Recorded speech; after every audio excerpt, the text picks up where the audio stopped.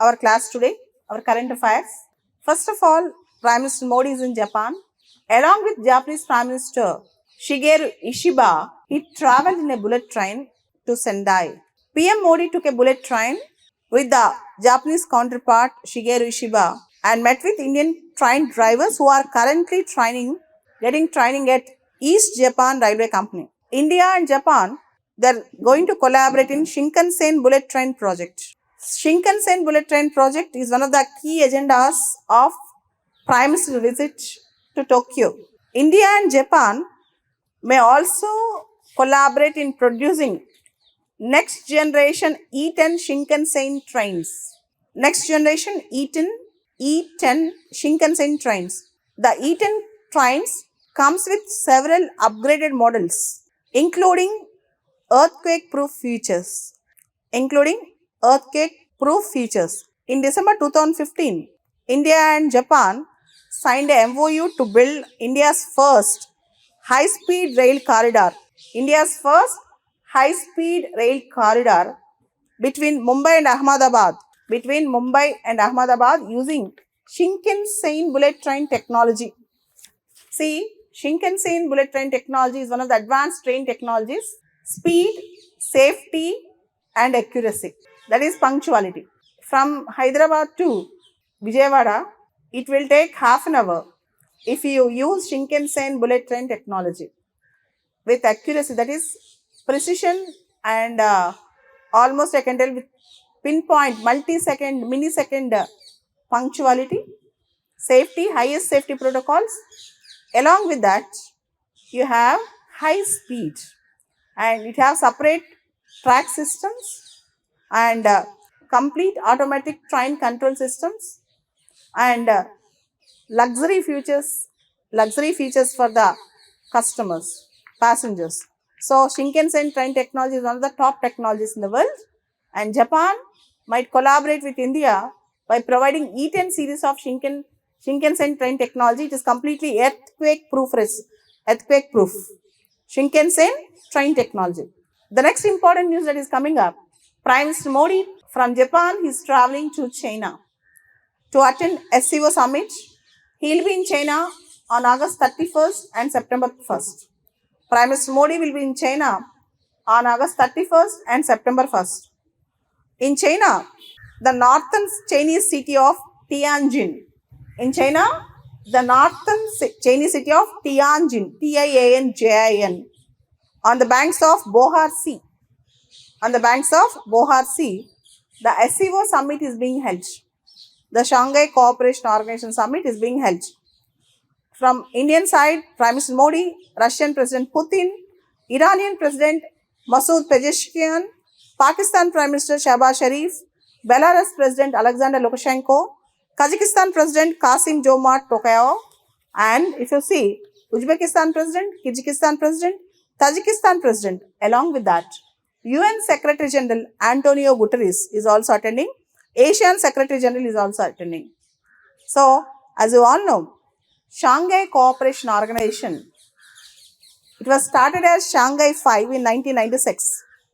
SCO, it is started as Shanghai 5 in 1996. When it was started as Shanghai 5, there are 5 members: China, Russia, Kazakhstan, Kyrgyzstan and Tajikistan. China, Russia, Kazakhstan, Kyrgyzstan, Tajikistan. It is Shanghai 5. When Uzbekistan joined, it is called Shanghai Cooperation Organization. In 2017, India and Pakistan joined. In 2023, Iran joined. And in 2024, Belarus joined. So, now the members of SCO are, who are the members in SCO? China, Russia, Kazakhstan, Kyrgyzstan, Tajikistan, Uzbekistan, India, Pakistan, Iran and Belarus. So, how many members? 5, 6, 7, 8, 9, 10. There are 10 members in Shanghai Cooperation Organization. So, China, Russia, Kazakhstan, Kyrgyzstan, Tajikistan, Uzbekistan, India, Pakistan, Iran and Belarus. Now, the most important thing is SCO members account for 43% of world population, 23% of global economy. They account for 43% of global population, and 23% of world economy. I can tell you the SCO summit, which is going to be held on August 31st and September 1st, is very crucial. The most important reason is it is being held on the tough times in the international waters, particularly Donald Trump tariffs, first thing. Second, Russia-Ukraine war. Third, Israel and Gaza, Israel occupation plan of Gaza. And apart from all these things, along with all these things, America and Donald Trump are seeing BRICS and SCO as counterweight to America. At this juncture, the SCO summit, which is being held at China, is very, very crucial.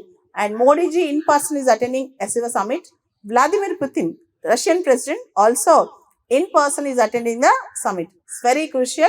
You need to focus what is going to happen in SCO summit tomorrow and day after tomorrow. The next important news that is coming up, Vladimir Putin, the Russian president, is going to come to India in December 2025. December this year. Exactly in December 2021, 4 years back, Putin have come to India. After the beginning of Russia-Ukraine war, Putin have not come to India. Even on the occasion of G20 in the year 2023, Putin have not visited India. You all know India-Russia are considered as all other friends. And India-Russia friendship is highly stable if you compare with India and America friendship. India and America friendship, India-US friendship is always in a roller coaster, whereas India-Russia friendship is always like all-weather friendship. If you see, in 1971, India signed Treaty of Peace, Cooperation and Friendship with Soviet Russia. In 1974, when America suspended nuclear fuel supply to India, immediately Soviet Russia rescued. In 1991, Soviet Russia got disintegrated. In the year 1991, Soviet Russia got disintegrated. After disintegration also, India-Russia defense friendship is topmost. In fact, I can tell you, S-400 air defense system, which protected India in the aftermath consequences of Operation Sindoor, is from Russia. Admiral Gorshko, which is also called as INX Vikramaditya, is from Russia.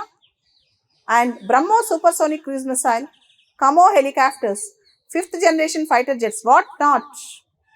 Russia and India's defense partnership is topmost. It can be BrahMos or it can be KAMOV, Kamo helicopters, or it can be S-400 air defense systems. So, India-Russia defense deals are topmost. In fact, I can tell you, if India, Russia, China come together, they can definitely counterweight America. If India, Russia and China, if they come together, they can easily counterweight America. It's a very important concept which you need to understand. So, Putin's visit to India is much awaited visit from the last year. So, India-Russia annual summit is going to happen with this Putin's visit. I think this is 23rd India-Russia annual summit. And next important news, Thailand Constitutional Court sacked Thailand Prime Minister Paetongtarn Shinawatra. Thailand's Constitutional Court, I'm talking from Hindu paper, Thailand's Constitutional Court have sacked, removed the Thailand Prime Minister Paetongtarn Shinawatra. See, Paetongtarn Shinawatra was accused of contacting Cambodian officials and blaming Thailand army being the Prime Minister of Thailand.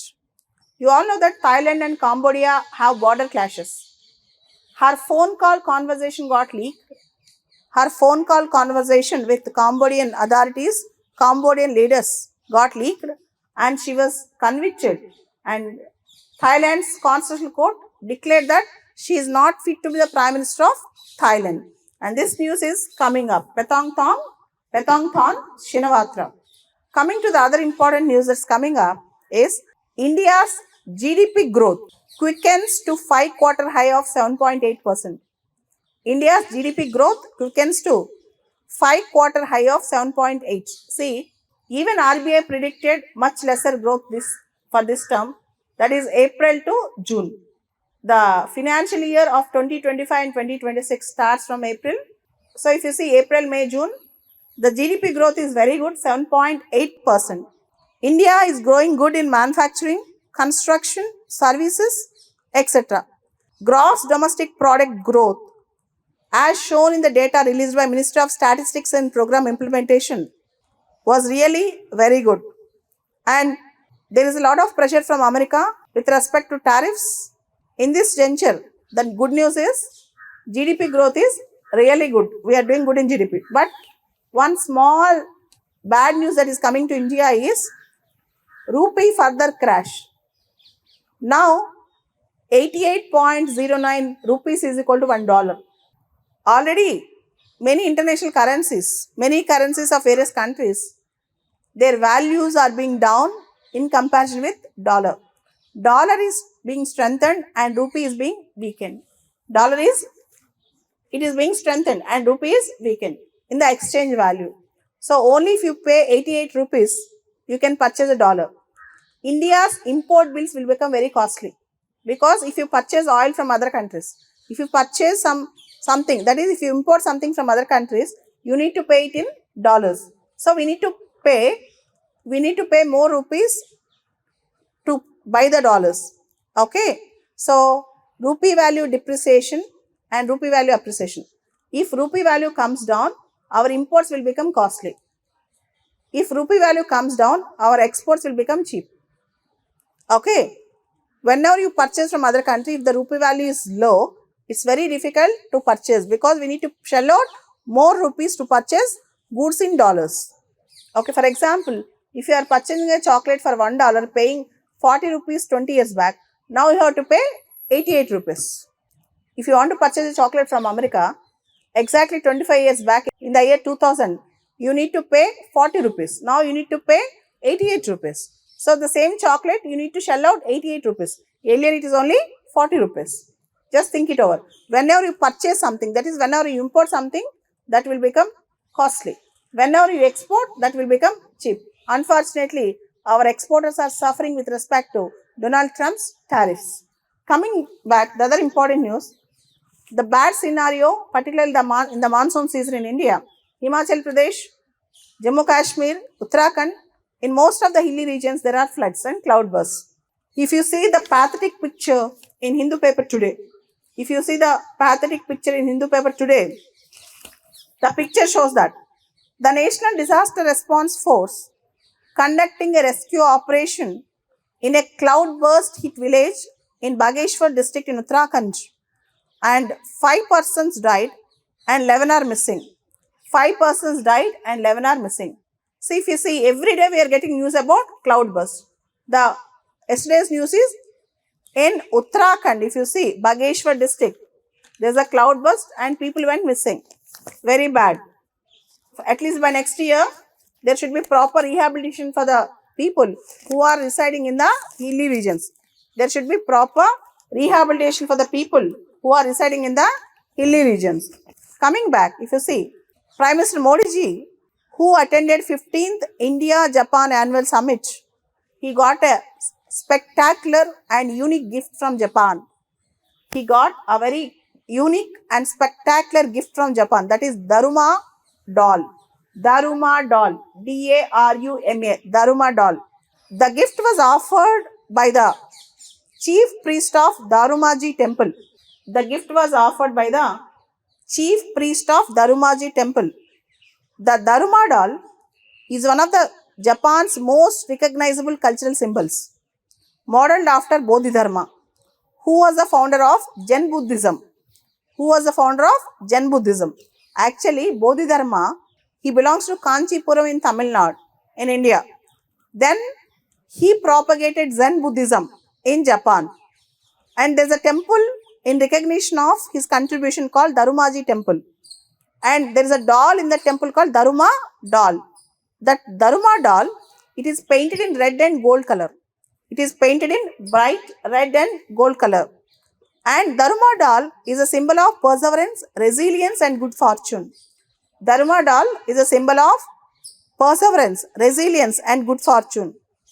And Daruma doll is very, very unique gift which our Modi ji got. And Daruma doll, according to Japanese tradition, one eye is for goal setting, second eye is for goal accomplishment. There are 2 eyes on the Daruma doll.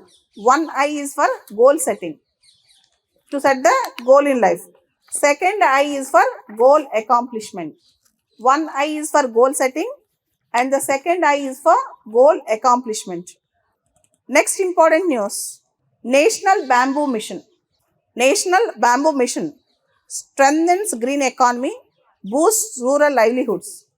National Bamboo Mission strengthens green economy, boosts rural livelihoods. India's restructured National Bamboo Mission. India's restructured National Bamboo Mission is emerging as a key driver of India's green economy. What is green economy? Economy which is environmental friendly. India's restructured National Bamboo Mission is emerging as a key driver for India's green economy with over 60,000 hectares of new plantations. With over 60,000 hectares of new plantations, 528 processing units. I think you all know the utility of bamboo. In fact, there are bamboo biscuits also, bamboo saris also. So, there are multiple utilities for bamboo. And in fact, I can tell you, from agarbatti industries to biscuit industries, bamboos are considered as environmental friendly. They are considered as environmentally friendly productions. Okay. Next important news. India's school teachers count crosses 1 crore. Dropout rates declined. The Education Minister, Union Educational Ministry released a UDISC Plus, Unified District Information for Education Plus. UDISC Plus, Unified District Information System for Education Plus, 2024-2025 report. According to this report, there were around 1 crore teachers in India. That means teacher-student ratio was very good. There were around 1 crore teachers in India. Teacher-student ratio is very good.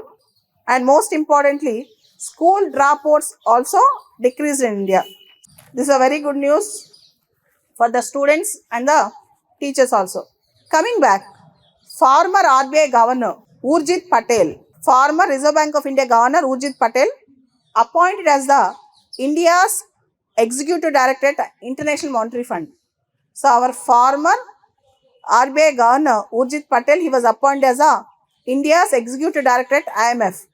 Former RBI Governor and economist Urjit Patel has been appointed as an Executive Director of the International Monetary Fund for a period of 3 years. The Appointments Committee of the Cabinet has approved. The Appointments Committee of the Cabinet has approved the appointment of Mr. Urjit Patel, who is an economist and former RBI Governor, for the post of Executive Director. Who is an economist and former RBI Governor for the post of Executive Director. And next important news is, if you see, in the month of September, GST Council is going to meet. There are many changes that are going to come up in the next GST Council meet. September 3rd and 4th are very crucial with respect to GST. September 3rd and 4th. These 2 dates are very crucial with respect to GST Council meet and other things. Okay.